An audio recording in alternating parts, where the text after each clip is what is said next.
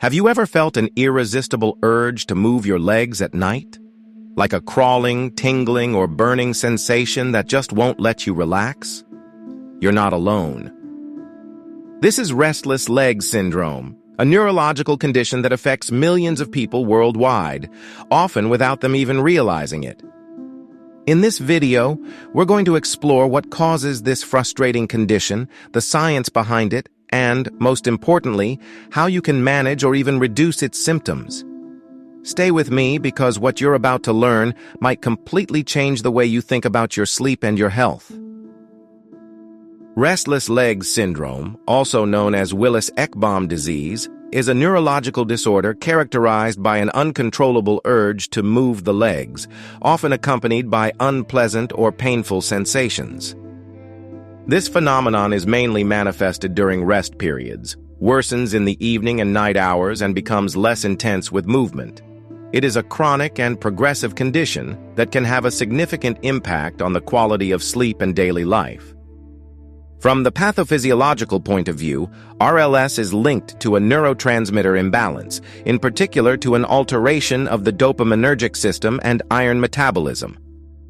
Dopamine is essential for motor control, and its deficiency, especially in the brain regions of substantia nigra and striatum, is one of the main hypotheses behind the disease.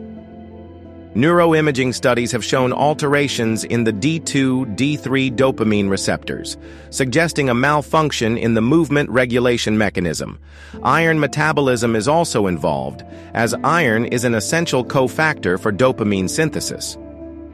Low iron levels in basal ganglia are found in patients with RLS, which may explain why some patients benefit from iron supplementation, especially when administered intravenously. Some evidence also suggests an alteration of the endogenous opioid system, which is why some patients respond to drugs such as tramadol or other low-dose opiates. The origin of RLS is often genetic, with a high familiarity in early cases, usually before 45 years. About 60–70% of patients have a positive family history for the disease, suggesting an autosomal dominant pattern of heredity with variable penetrance. Genetic studies have identified several loci associated with RLS, including those on chromosomes 2q, 6p, 9p, 12q, and 15q. Some genes involved, such as MES1 and BTBD9, are associated with the development of the nervous system and iron metabolism. However, the genetics of the syndrome is complex and multifactorial, with a strong interaction between genetic predisposition and environmental factors. Clinically, RLS has a peculiar symptomatology. Patients describe an uncontrollable need to move their legs, often accompanied by unpleasant sensations such as tingling, itching, internal itching, electric shock, burning, or a feeling of insects walking under the skin. Symptoms worsen with rest, especially when the subject is sitting or lying down, and they ease with movement. The circadian course of the disease leads to a worsening in the evening and night, which can seriously interfere with sleep. RLS is often associated with periodic limb movements during sleep, PLMS, characterized by involuntary and repetitive leg contractions that disturb rest and contribute to the fragmentation of sleep. This worsens the overall picture, leading to chronic insomnia, daytime sleepiness, fatigue, and in some cases, mood disorders. The diagnosis of RLS is predominantly clinical and based on diagnostic criteria established by the International Restless Legs Syndrome Study Group, IRLSSG. The four key criteria include the need to move legs associated with sensory discomfort, worsening with rest, improvement with movement, and typical evening and nighttime accentuation of symptoms. There are no specific diagnostic tests for RLS, but some tests may be useful to identify possible secondary causes. Among these, the dosage of ferritin and transferrin is essential to detect a possible iron deficiency, while polysomnography can be indicated in cases where periodic movements of the limbs during sleep are suspected. Treatment of RLS varies according to the severity of symptoms. In mild or moderate cases, you can achieve improvements by adopting some lifestyle changes, such as regular physical activity without excess. Avoid stimulants such as caffeine, alcohol, and nicotine in the evening hours, and use relaxation techniques such as warm baths, stretching, or leg massages before bedtime. In severe cases, pharmacological treatment becomes necessary and involves the use of dopamine agonists such as pramipexole, ropinirole, and rotigotin, which represent the first line of therapy. However, chronic use of these drugs can lead to the phenomenon of augmentation, that is, a paradoxical worsening of symptoms with anticipation of the time of onset and spread to other parts of the body.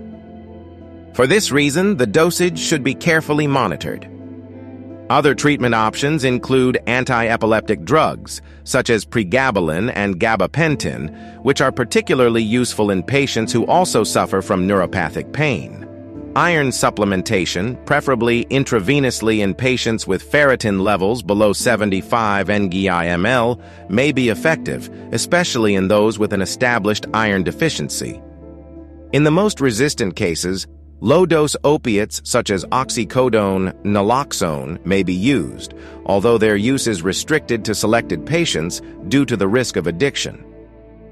Benzodiazepines like clonazepam may be prescribed to improve sleep quality, but they do not directly affect the cause of the disease and are generally considered second-line therapies. Prognosis of RLS is variable. Some patients have a mild intermittent form, while others experience progressive worsening that significantly affects quality of life. Chronic sleep deprivation can lead to systemic consequences such as hypertension, metabolic alterations, and mood disorders, with an increased risk of depression and anxiety. For this reason, a personalized approach is essential, taking into account the severity of the symptoms and the presence of aggravating factors. Although there is no definitive cure, research is making progress in understanding the mechanisms behind the disease. Studies on new dopaminergic drugs and alternative therapeutic strategies, such as neurostimulation, are underway to improve treatment and reduce the side effects of current therapies. The importance of early diagnosis and awareness of the syndrome remains crucial to improving the quality of life of patients with this condition. So, now you know the truth about restless legs syndrome, what causes it, how it's connected to dopamine and iron, and the best ways to manage it. If this video helped you understand your symptoms or gave you new insights, let me know in the comments below. If you want more deep dives into sleep science, neurology, and health, make sure to subscribe and turn on notifications so you never miss a new video. Thanks for watching, and I'll see you in the next one.